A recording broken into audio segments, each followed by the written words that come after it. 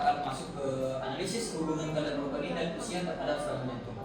Data yang kami gunakan diperoleh dari PathForTable, sebuah situs berbagi data yang banyak digunakan dalam penelitian dan analisis data.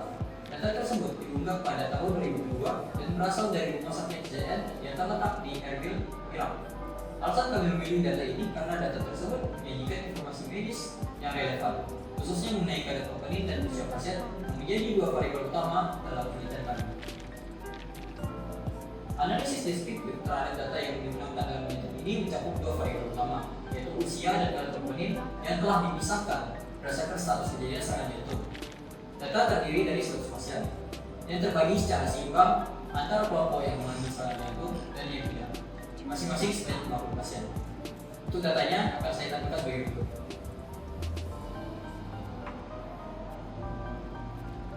Dari data ini akan diolah menggunakan program Python agar memudahkan untuk menganalisa data tersebut.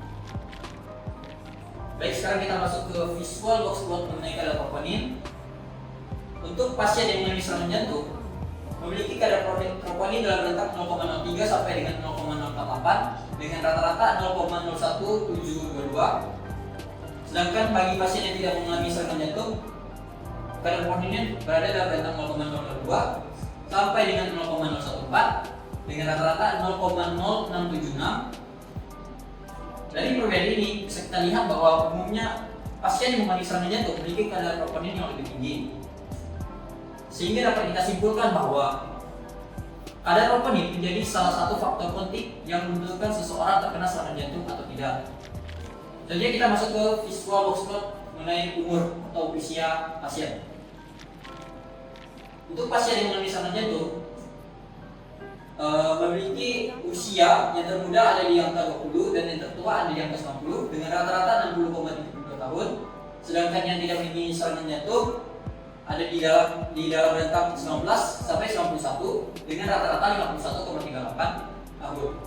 Sehingga bisa kita lihat bahwa seiring bertambahnya umur semakin berpotensi untuk terkena serangan jantung. Saya Claudio dan saya akan melanjutkan penjelasan melalui skewness dan kurtosis pasien yang tidak terkena serangan jantung dan terkena serangan jantung melalui histogram kadar troponin dan histogram usianya. Pertama kita mulai dari histogram kadar troponin terlebih dahulu. Untuk pasien yang positif terkena serangan jantung memiliki kurtosis negatif, yang artinya distribusi data cenderung merata. Dan untuk skewnessnya memiliki skewness positif, artinya data kebanyakan mencik ke kanan. Untuk pasien yang tidak terkena serangan jantung memiliki kurtosis negatif juga, yang berarti distribusi merata, dan skewness positif yang berarti data juga mencik ke kanan. Hal yang membedakan pasien yang tidak terkena serangan jantung dan terkena serangan jantung ini berada pada skalanya. Untuk pasien yang tidak terkena serangan jantung, kadar troponinnya hanya sampai pada skala yang di bawah 0,01. Sedangkan untuk pasien yang cenderung terkena serangan jantung memiliki skala yang lebih tinggi dibanding kadar troponin dari pasien yang tidak terkena serangan jantung. Oke, kita lanjut ke bagian histogram usia. Dari histogram usia ini kita dapat melihat bahwa untuk pasien yang cenderung terkena serangan jantung memiliki kurtosis negatif, yang artinya distribusi data rata, dan untuk skewnessnya juga negatif, artinya datanya menceng ke kiri.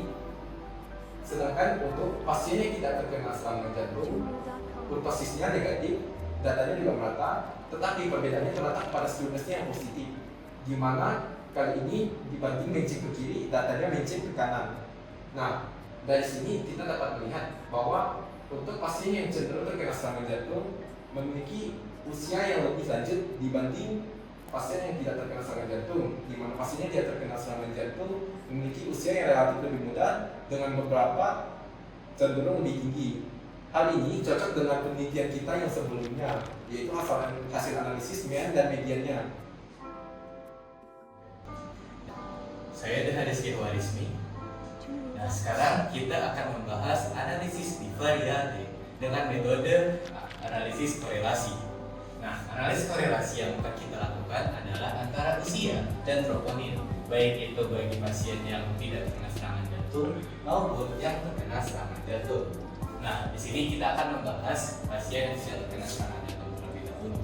Setelah dihitung terdapat hasil kesimpulan di mana korelasi antara usia dan troponin pada pasien yang tidak terkena serangan jantung berada pada 0,605, yang mana itu bisa dibilang kuat karena itu di atas 0,5.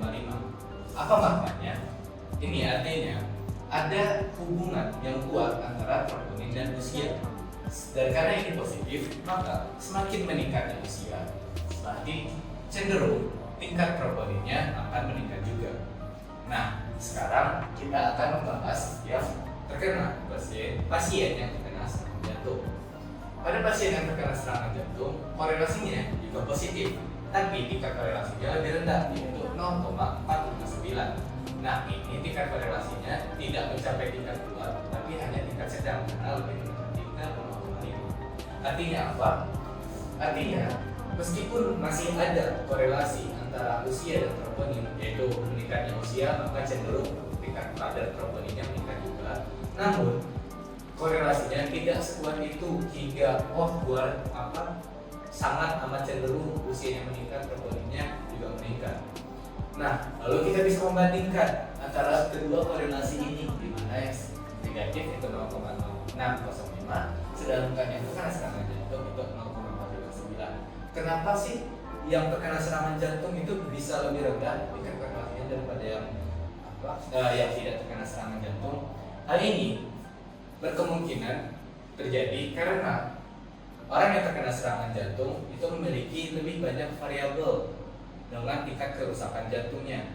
Nah, maka dari itu umur tidak menjadi satu-satunya faktor utama dalam menentukan kadar troponin, karena bisa jadi ada variabel lain yang lebih kuat, yaitu kerusakan jantung bagi orang-orang yang tidak terkena serangan jantung. Sedangkan yang tidak terkena serangan jantung, variabel kerusakan jantung itu cukup sedikit sehingga usia bisa menjadi salah satu faktor untuk menentukan kadar troponin yang lumayan kuat.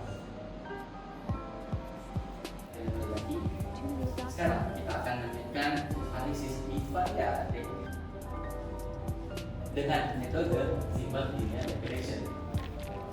Dapat kita lihat grafiknya di depan ini. Grafik ini adalah grafik linear regression dari dua kelompok, yaitu kelompok negatif dan kelompok positif. Dari grafik kita dapat melihat bahwa hubungan antara variabel troponin dan variabel usia itu positif. Yang dapat kita lihat, semakin tinggi usianya, maka akan cenderung semakin tinggi kadar troponinnya. Namun pada kelompok positif kita dapat melihat lonjakan antara usia dan troponin, yaitu semakin tinggi usianya, maka lonjakan kadar troponinnya akan meningkat signifikan dengan kelompok negatif. Dari data ini kita dapat mengambil kesimpulan bahwa semakin tinggi usia maka akan cenderung semakin tinggi juga kadar troponinnya, dan semakin tinggi kadar troponin maka akan cenderung lebih dapat terkena serangan jantung. Dan dua variabel ini juga dapat menjadi landasan awal untuk melakukan prediksi dan terjadinya serangan jantung.